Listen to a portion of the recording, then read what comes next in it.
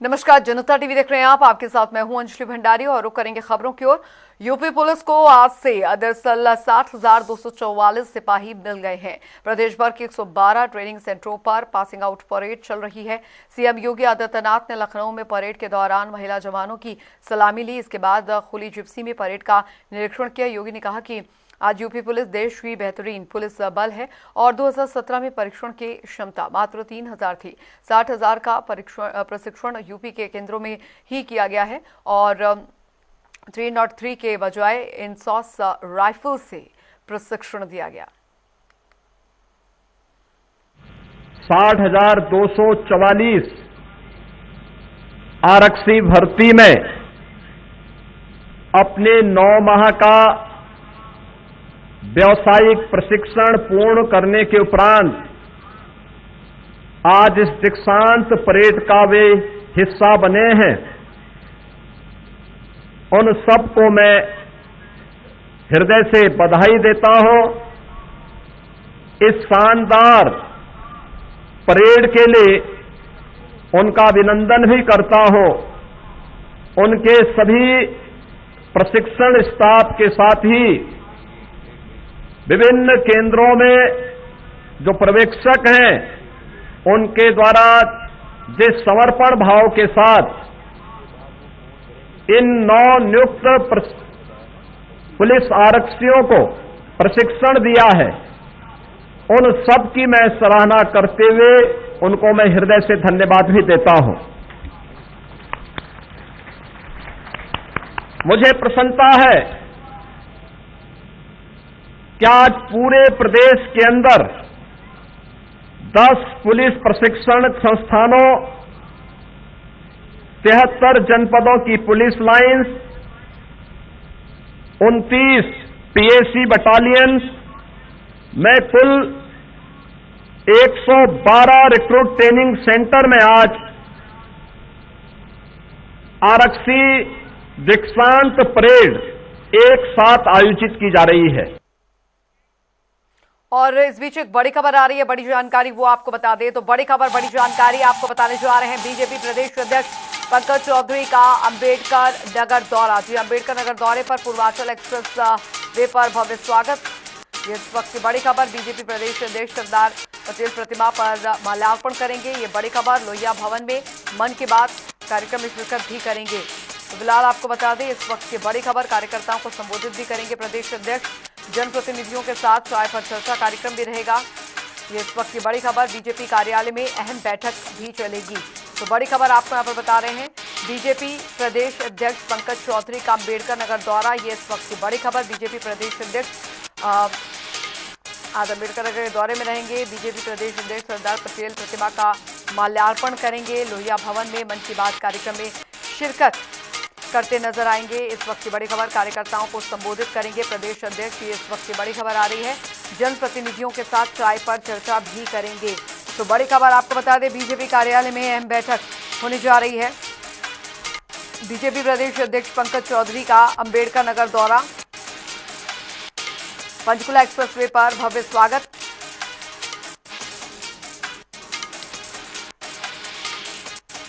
लोहिया भवन में मन की बात कार्यक्रम में शिरकत करेंगे। ये इस वक्त की बड़ी खबर। कार्यकर्ताओं को संबोधित करेंगे प्रदेश अध्यक्ष। जनप्रतिनिधियों के साथ चाय पर चर्चा में भी शिरकत करेंगे। बीजेपी कार्यालय में अहम बैठक भी होगी। रोशन गुप्ता संवाददाता अंबेडकर नगर से हमारे साथ फोन लाइन पर जुड़ गए हैं ज्यादा जानकारी के साथ। रोशन, बीजेपी प्रदेश अध्यक्ष का ये दौरा अम्बेडकर नगर का कितना अहम रहने वाला है? क्या कुछ कार्यक्रम मुख्यतः रहेंगे और कौन कौन उनके साथ मौजूद रहेगा इस मौके पर? जी अंजलि, मैं बताना चाहूंगा आपको कि 2027 विधानसभा चुनाव को लेकर के पंकज चौधरी का दौरा बहुत ही अहम माना जा रहा है। सबसे बड़ी बात है कि अम्बेडकर नगर जो है एक बर्मा बाहुल क्षेत्र माना जाता है, जो बड़ी संख्या में कुर्मी वोटर्स है। कहीं न कहीं सजातीय वोटर को साधने के भी काम आएंगे और 2027 में चुनाव कैसे फतेह हो इसके लिए भी एक बड़ी तैयारी की गई है। जी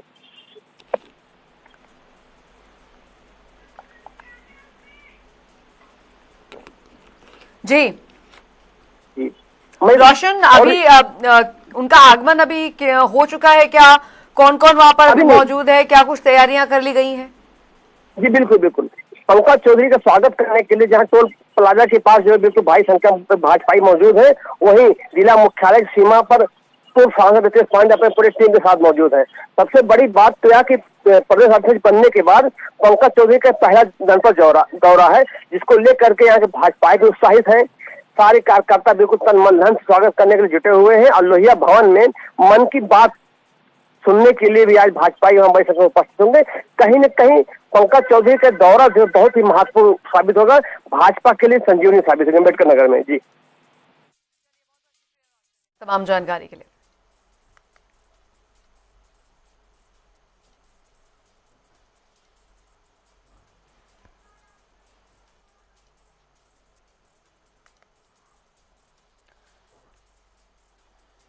आगे बढ़ेंगे, एक और बड़ी खबर, बड़ी जानकारी आ रही है, वो आपको बता दें। बड़ी खबर, बड़ी और अहम जानकारी आपको बताने जा रहे हैं। लखनऊ कांग्रेस प्रदेश कार्यालय में महत्वपूर्ण बैठक इस वक्त की बड़ी खबर। महिला आरक्षण अधिनियम को लेकर चर्चा जो है वो होगी। इस वक्त की बड़ी खबर आ रही है, कांग्रेस कार्यालय में ये बैठक जो है वो बुलाई है। ये इस वक्त की बड़ी खबर। राष्ट्रीय महासचिव प्रभारी अविनाश पांडे होंगे शामिल। कांग्रेस प्रदेश अध्यक्ष अजय राय भी मौजूद रहेंगे। इस वक्त की बड़ी खबर। पूर्व लखनऊ विश्वविद्यालय के कुलपति भी होगी शामिल। ये इस वक्त की बड़ी खबर। लखनऊ कांग्रेस प्रदेश कार्यालय में महत्वपूर्ण बैठक, बड़ी जानकारी आ रही है। महिला आरक्षण अधिनियम को लेकर चर्चा जो है वो की जाएगी। तो लखनऊ से बड़ी खबर, कांग्रेस प्रदेश कार्यालय में महत्वपूर्ण बैठक जो है वो होने जा रही है। राष्ट्रीय महासचिव प्रभारी अविनाश पांडे इसमें शामिल होंगे। कांग्रेस प्रदेश अध्यक्ष अजय राय भी इसमें शामिल होंगे। इस वक्त की बड़ी खबर आपको बता दें। पूर्व लखनऊ विश्वविद्यालय की कुलपति भी शामिल होंगी और लखनऊ कांग्रेस प्रदेश कार्यालय में ये महत्वपूर्ण बैठक होने जा रही है। महिला आरक्षण अधिनियम को लेकर चर्चा की जाएगी। इस वक्त की बड़ी खबर। कांग्रेस कार्यालय में ये बैठक बुलाई गई है। बड़ी खबर आ रही है। राष्ट्रीय महासचिव प्रभारी अविनाश पांडे शामिल होंगे। कांग्रेस प्रदेश अध्यक्ष अजय राय भी इसमें शामिल होंगे, मौजूद रहेंगे। इस वक्त की बड़ी खबर आपको बता दें।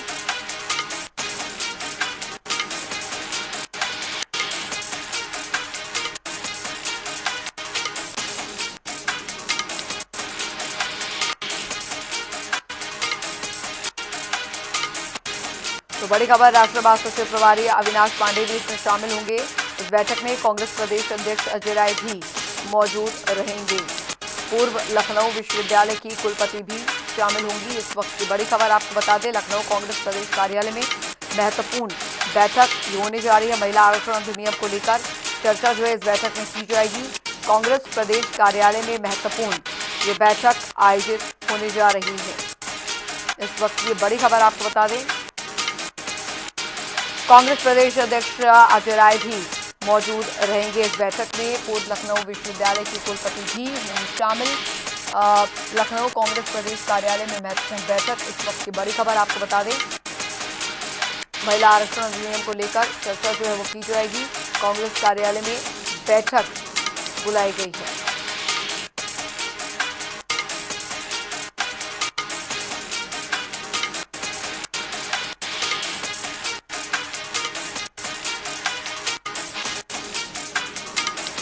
तो कांग्रेस का प्रदेश कार्यालय में महत्वपूर्ण बैठक जो है बुलाई गई है। महिला आरक्षण अधिनियम को लेकर चर्चा जो है वो की जाएगी इस बैठक में। इस वक्त की बड़ी खबर। कांग्रेस कार्यालय में बैठक जो है वो बुलाई गई है। राष्ट्रीय महासचिव प्रभारी अविनाश पांडे शामिल होंगे और कांग्रेस प्रदेश अध्यक्ष अजय राय भी मौजूद रहेंगे। इस वक्त की बड़ी खबर आपको बता रहे हैं।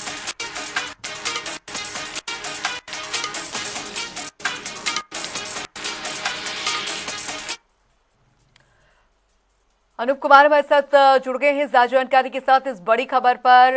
अनूप, कांग्रेस प्रदेश कार्यालय में बहुत महत्वपूर्ण बैठक होने जा रही है, क्योंकि महिला आरक्षण का मुद्दा जिस पर जमकर राजनीति हुई, जमकर पूरी उहापोह की स्थिति जो है वो बनती देखने को मिली। एक तरफ बीजेपी पूरे देश भर में प्रदर्शन कर रही है लगातार। ये कहा जा रहा है कि जो विपक्षी दल है, जो कांग्रेस है, वो महिला विरोधी है। दूसरी तरफ कांग्रेस की क्या रणनीति रहने वाली है? आज ये बैठक कितनी महत्वपूर्ण रहने वाली है? देखिए, जिस तरीके से भारतीय जनता पार्टी नारी शक्ति बंधन अधिनियम को लेकर के उत्तर प्रदेश क्या पूरे देश में अभियान चलाया है और ये आधी आबादी तक, जन जन तक पहुंचाना चाहती है कि विपक्ष का किस तरीके से संसद में रवैया रहा है? नारी शक्ति बंधन अधिनियम क्यों नहीं पारित हो पाया है? क्या उनकी मंशा थी? इन सब चीजों को लेकर आपने देखा भारतीय जनता पार्टी लगातार प्रयास कर रही है और लगातार रैलियों के माध्यम से, घर घर जाकर के, या महिला जो संगठन उनके माध्यम से लगातार विपक्ष का विरोध प्रदर्शन हो रहा है। आज लखनऊ के कांग्रेस कार्यालय में एक बड़ी बैठक का आयोजन किया गया है कि नारी शक्ति बंधन अधिनियम महिलाओं का सम्मान या फिर छलावा है, ये सब्जेक्ट है उस बैठक का। और इस बैठक में उत्तर प्रदेश के प्रभारी राष्ट्रीय महासचिव अविनाश पांडे इस बैठक में मौजूद रहने वाले हैं। उत्तर प्रदेश कांग्रेस के प्रदेश अध्यक्ष अजय राय इस बैठक में शामिल होने वाले हैं। सीएलपी लीडर कांग्रेस आराधना मोना मिश्रा भी इस बैठक में मौजूद रहेंगी। तमाम जो महिला पदाधिकारी हैं, उत्तर प्रदेश की महिला विंग की तमाम अधिकारी और महिलाएं इसमें बैठक में आने वाली हैं। निश्चित रूप से इस बैठक का सबसे बड़ा जो मुद्दा है, कांग्रेस ये समझ चुकी है कि भारतीय जनता पार्टी इस मुद्दे को जन जन तक पहुंचाना चाहती है, आधी आबादी तक पहुंचाना चाहती है। इसमें कांग्रेस के या समझिए विपक्ष एनडीए गठबंधन के लिए कितना नुकसान होने वाला है, इस नुकसान को कैसे भरपाई की जाए। अगर नारी शक्ति बंधन अधिनियम छलावा है तो ये बातें आधी आबादी तक कैसे पहुंचे, क्या प्लानिंग की जाए, किस तरीके से उन तक ये बातें पहुंचाई जाए, इन सब चीजों को लेकर आज एक बड़ी बैठक बुलाई गई है कांग्रेस कार्यालय में।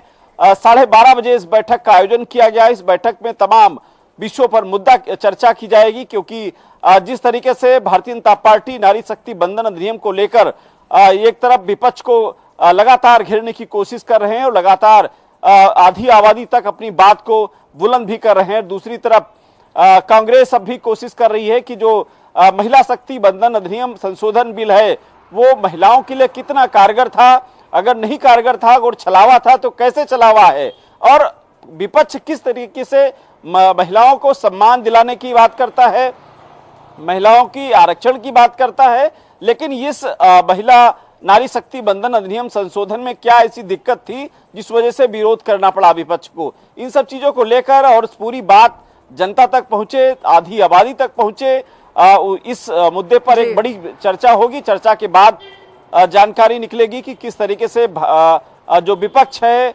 उत्तर प्रदेश या संगठन को या फिर सरकार को किस तरीके से उनको बेनकाब करेगी, आधी आबादी तक कैसे साबित करेगी कि नारी शक्ति बंधन बिल संशोधन ये छलावा था। इन सब चीजों को लेकर थोड़ी देर 12:30 बजे जब बैठक होगी उसके बाद जानकारी मिलेगी। कौन महिलाओं का विरोधी है या कौन पक्षधर है, इसको लेकर तमाम राजनीतिक पार्टियां जो है वो जनता के बीच, आधी आबादी के बीच जा रही है अनूप। लेकिन यहाँ पर अभी कंफ्यूजन की स्थिति यहाँ पर यह है कि कौन किसके हित में है। एक तरफ बीजेपी कह रही है कि देखिए कांग्रेस ने जो है महिला आरक्षण नहीं लाने दिया बिल और इसकी वजह से महिलाओं को जो अधिकार मिलना चाहिए था वो नहीं मिल पाया। उधर कांग्रेस कह रही है कि महिला आरक्षण के आड़ में जो है परिसीमन किया जा रहा था, जो कि बहुत बड़ा छलावा है। हम महिला विरोधी नहीं है, महिला आरक्षण के कानून के विरोध में नहीं है। अब बीजेपी तो अपना झंडा बुलंद किए हुए है, कई राज्यों में आगामी चुनाव भी है, जाहिर तौर पर एक आधी आबादी का बहुत तगड़ा वोट बैंक होता है। तो ये भी समझे कि कई राज्यों में चुनाव होने हैं आगामी दिनों में, आगामी महीनों में, अगले साल, उसको देखते हुए काफी महत्वपूर्ण रहेगा। बिल्कुल सही बात है। आप परिसमन की बात कर रही थी, निश्चित रूप से परिसमन जिसकी सरकार होती है उसको लाभ तो मिलता ही है। आपने देखा था किस तरीके से 2011 में परिसमन लागू किया गया था। उत्तर प्रदेश में समाजवादी पार्टी की सरकार थी, केंद्र में कांग्रेस की सरकार थी। आप समझिए कि उत्तर प्रदेश में 403 विधानसभा की सीटें हैं, जिसमें 44 सीटें ऐसी हैं जो मुस्लिम बाहुल्य सीटें हैं। अब आप समझिए कि अगर अब समाजवादी पार्टी बहुत ज्यादा मेहनत न कर पावे, बहुत ज्यादा उसका विरोध होता है, तब भी कम से कम 42 सीटें तो आ ही जाएंगी, क्योंकि मुस्लिम और वाई फैक्टर जो है कहीं ना कहीं समाजवादी पार्टी के लिए कारगर होता है।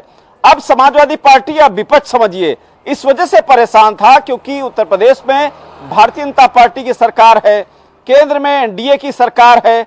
अगर ये परिसमन होता है तो भारतीय जनता पार्टी के लाभ वाली जो सीटें हैं उनकी संख्या बढ़ जाएगी, और यही ये विरोध का कारण था।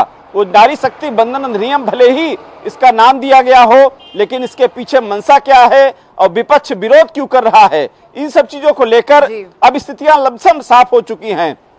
लेकिन अब देखने वाली बात ये होगी कि केंद्र सरकार किस तरीके से ये परिशमन करा पाएगी, नारी शक्ति बंधन संशोधन बिल ला पाएगी, या विपक्ष लगातार जिस तरीके से अपनी बात पे लगातार विरोध प्रदर्शन कर रहा है, ये सब बातें विपक्ष जनता तक पहुंचा पाएगा, क्या हकीकत साफ हो पाएगी। आज की बैठक के बाद निश्चित रूप से इस पर बहुत सी स्थितियां साफ होंगी कि विपक्ष की क्या रणनीति रहेगी, क्योंकि आने वाले समय में चुनाव है। ऐसे में विपक्ष को भी जवाब देना पड़ेगा इस पर कि नारी शक्ति बंधन संशोधन अधिनियम क्यों नहीं पारित हो पाया, क्यों विपक्ष ने विरोध किया। इन सब चीजों को लेकर के कहीं न कहीं विपक्ष की राहें आसान नहीं होगी और बीजेपी इसका बड़ा एक मुद्दा बना रही है, क्योंकि बीजेपी आधी आबादी तक इस बात को पहुंचाने की कोशिश कर रही है कि आधी आबादी का विरोध विपक्ष कर रहा है। विपक्ष की मंशा साफ नहीं है कि नारी सशक्त बने, नारी राजनीति में भागीदारी हो, नारी शिक्षित हो। इन सब चीजों को लेकर सरकार जो है लगातार प्रयास कर रही है और आधी आबादी के बीच में जा रही है। चलिए, बहुत बहुत शुक्रिया अनूप इस तमाम जानकारी के लिए।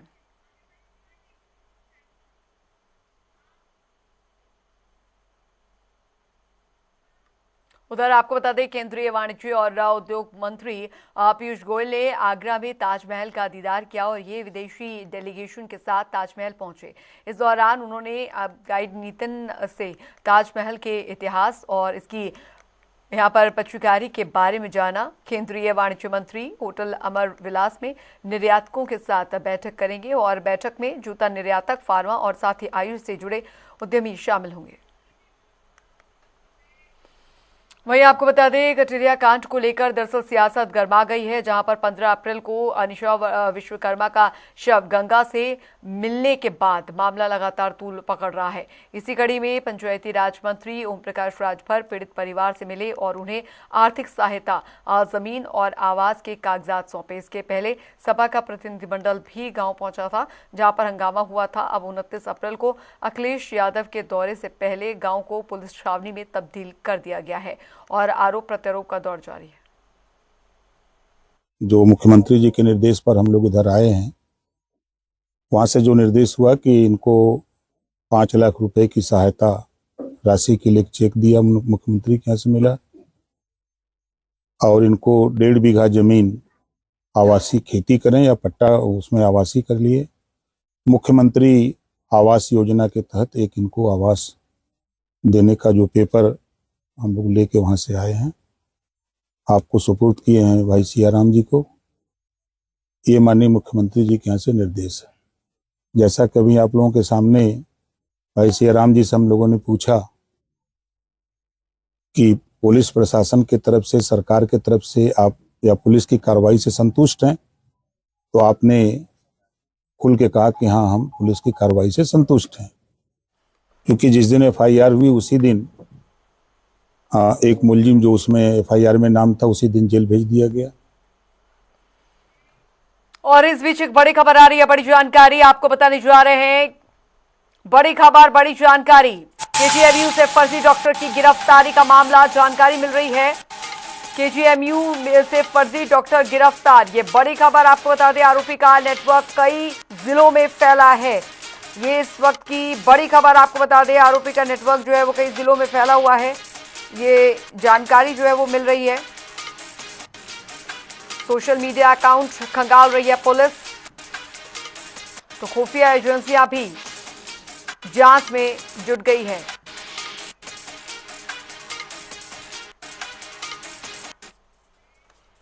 उधर उत्तर प्रदेश में पड़ रही भीषण गर्मी ने जनजीवन को प्रभावित कर दिया है और खासकर अयोध्या में हालात ज्यादा चुनौतीपूर्ण नजर आ रहे हैं।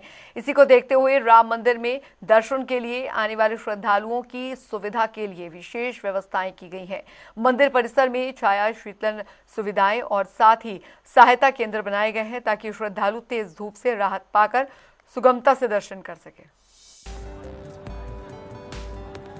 देश भर की तरह उत्तर प्रदेश में भी भीषण गर्मी पड़ रही है। अयोध्या जैसे शहरों में जनजीवन अस्त व्यस्त हो रहा है। इसे देखते हुए अधिकारियों ने राम मंदिर में दर्शन करने वाले श्रद्धालुओं की सुविधा के लिए खास इंतजाम किए हैं। उन्हें चिलचिलाती धूप से बचाने के लिए मंदिर परिसर में छाया, शीतलन सुविधाएं और सहायता केंद्र बनाए गए हैं। हमने रास्ते पर सब जगह कैनोपी लगा दिया है। हाँ, थोड़ा बहुत जहाँ बचा है वहाँ हम मैट बिछा रहे हैं। कूलर सब जगह लगा है, वाटर कूलर भी लगा है, पंखे के कूलर भी लगे हैं और सब जगह पंखे लगे हैं। छाया है, ORS दे रहे हैं, जिनको कष्ट होगा उनको ORS भी देते हैं हम। और अलग अलग स्थान पर हमने हेल्प डेस्क भी खड़ा किए हैं, किसी को आवश्यकता पड़ेगी तो उसका उपयोग जरूर कर सकते हैं। श्रद्धालुओं का कहना है कि भीषण गर्मी के बावजूद इन व्यवस्थाओं से उन्हें दर्शन करने में काफी सुविधा हुई है। ये पहली बार आए हैं, बहुत अच्छा लगा और ऐसा मतलब प्रतीत हुआ कि मानो सब कुछ मिल गया। व्यवस्थाएं बहुत अच्छी हैं यहाँ की और AC रूम भी है, यात्री सेवाओं के लिए बहुत सारी चीज़ें हैं। यहाँ भी मतलब रसोई जो है कंटिन्यू चलता रहता है। आप लोग आइए, जो भी आए आराम से दर्शन हो जाते हैं। गर्मी के मौसम में बहुत अच्छा व्यवस्था है। मौसम विभाग को राज्य के ज्यादातर हिस्सों में अगले कुछ दिनों तक लू चलने का अनुमान है, लिहाजा अयोध्या में भी हाल फिलहाल में गर्मी से राहत के आसार नहीं हैं। उधर उत्तर भारत इन दिनों भीषण गर्मी की चपेट में है, जहां पर तापमान लगातार 40 डिग्री सेल्सियस से ऊपर बना हुआ है। उत्तर प्रदेश के कई शहरों में और कस्बों में गर्मी का असर साफ देखा जा रहा है। गोरखपुर में लोग जरूरी काम से ही घरों से बाहर निकल रहे हैं और सिर ढककर चलने के साथ साथ ठंडे पेय का सहारा ले रहे हैं ताकि इस तपती गर्मी से बचाव किया जा सके।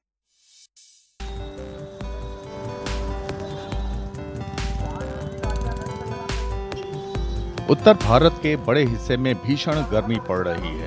कुछ दिनों से अधिकतम तापमान 40 डिग्री सेल्सियस से ऊपर जा रहा है। उत्तर प्रदेश के कई कस्बे और शहर सबसे ज्यादा प्रभावित जगहों में शुमार हैं। गोरखपुर में लोग बाहर निकलते समय सिर ढकने जैसी खास सावधानियां बरत रहे हैं और ठंडे पेय का सहारा ले रहे हैं। आज का टेम्परेचर तो बहुत ज़्यादा हो गया है, उसके लिए हम लोग को ज़्यादा से ज़्यादा पानी पीना चाहिए, जिससे डिहाइड्रेशन नहीं होगी हमें। और भी हम लोग कर सकते हैं, जैसे घर में ज़्यादा टाइम रहना चाहिए ताकि जिससे हम लोग का ज़्यादा हम लोग बाहर ना जाएं और जिससे तबीयत ना खराब हो। गर्मी का असर लोगों की आजीविका पर भी पड़ रहा है। घर से बाहर कम लोग निकल रहे हैं, इससे सड़क किनारे विक्रेताओं की बिक्री में भारी गिरावट आई है। इस समय देखिए गर्मी तो बहुत कड़ा पड़ रहा है, इसमें प्रचंड गर्मी है, लेकिन कहने का मतलब ये है कि मार्केट एकदम बैठा हुआ है। गर्मी के कारण कितने लोग निकल नहीं पा रहे हैं, जो निकल भी रहे हैं तो रुक भी नहीं रहे ज़्यादा करके, सोच रहे हैं जल्द से जल्द अपने घर पहुँचे। लोगों ने अधिकारियों से कहा है कि बच्चों के लिए खास उपाय किए जाएं, मसलन स्कूल के घंटे कम करना या ऑनलाइन क्लास शुरू करना। गर्मी बहुत ज़्यादा हो रही है। सबसे पहले जो है बच्चों को देखना चाहिए, बच्चों के हिसाब से जो पानी का सरकार को व्यवस्था करना चाहिए और जितना हो सके स्कूल में आने वाले 12 बजे 11 बजे तक उनको छोड़ दिया जाए। थोड़ा सा पहले किया जाए ये पढ़ाई का कार्यक्रम, और ऑनलाइन की व्यवस्था अगर कर दिया जाए तो सबसे बेहतर होगा। प्रयागराज में नगर निगम ने पूरे शहर में वाटर कूलर लगाने और वाहन चालकों के लिए छाया का बंदोबस्त किया है। इसके अलावा यात्रियों, दिहाड़ी मजदूरों और बेघरों को राहत देने के लिए अलग अलग जगहों पर शेड लगाए गए हैं। जो ये प्रचंड गर्मी का फेज जो चल रहा है उसके लिए समय समय पर एडवाइजरी जारी की गई है। आम जनमानस से अपील की गई है कि वो बहुत ज़्यादा धूप के समय घर से बाहर यदि आवश्यक कार्य ना है तो ना निकलें, घरों में रहें, सेफ जगहों पे रहें। और इसके लिए प्रशासन ने अपने आश्रय स्थलों का भी इंतज़ाम किया गया है। नगर निगम क्षेत्र में 9 आश्रय स्थल हैं जिसमें यात्री, लेबर या जो सड़क किनारे मतलब रहने वाले लोग हैं वो आश्रय ले सकते हैं और सकुशलता पूर्वक रह सकते हैं दिन की गर्मी में। और रात में भी लेबर्स आदि वहाँ पर रह के आराम कर सकते हैं ताकि गर्मी से उनका बचाव हो सके। अधिकारियों ने बताया कि बच्चों को गर्मी से बचाने के लिए स्कूलों ने समय में बदलाव किया है। लू पीड़ितों को तत्काल राहत देने के लिए स्वास्थ्य सेवाओं को मजबूत किया गया है। स्कूलों के द्वारा जो स्कूल टाइमिंग्स हैं उनमें व्यवस्था की गई है कि बहुत ही प्रचंड गर्मी में ज़्यादातर बच्चों को स्कूलों में ना रहना पड़े। अधिकांश स्कूल 12:30 बजे तक छुट्टी हो जा रही है उसमें। और इसके साथ साथ जो हमारे CHCs हैं, जो अस्पताल हैं, उसमें दवाइयों की पर्याप्त मात्रा सुनिश्चित करने के निर्देश दिए गए हैं और उनमें निश्चित भी किया जा रहा है। साथ ही कूल रूम बनाए गए हैं ताकि वहाँ पे हीट वेव के पेशेंट को इमीडिएट जो है हम फर्स्ट एड दे सकें और उसको रेस्क्यू कर सकें प्रॉपरली। इसी तरह वाराणसी में अधिकारियों ने दिन में यात्रा करने वालों की सुविधा के लिए खास उपाय किए हैं। जी, सड़कों पे लगातार हमारे लगभग 15 वाहन हैं, जिसमें हमारे मिस्ट गन्स हैं, हमारे स्प्रिंकलर्स हैं, हमारे रेन गन्स हैं, हमारे अलग अलग तरीके के वाहन हैं जो लगातार शहर भर में भ्रमण कर रहे हैं और चौराहों, चाहे डिवाइडर्स की साफ़ सफाई का काम हो, सड़कों पे छिड़काव का काम हो और मिस्ट रोड्स पर यात्रियों के ऊपर डालने का काम हो, लगातार चल रहा है ताकि किसी भी हीट स्ट्रोक की घटना से सभी यात्रियों को बचाया जा सके। लू का असर शहर की सड़कों पर साफ दिख रहा है। सड़कों पर वीरानी छाई रहती है।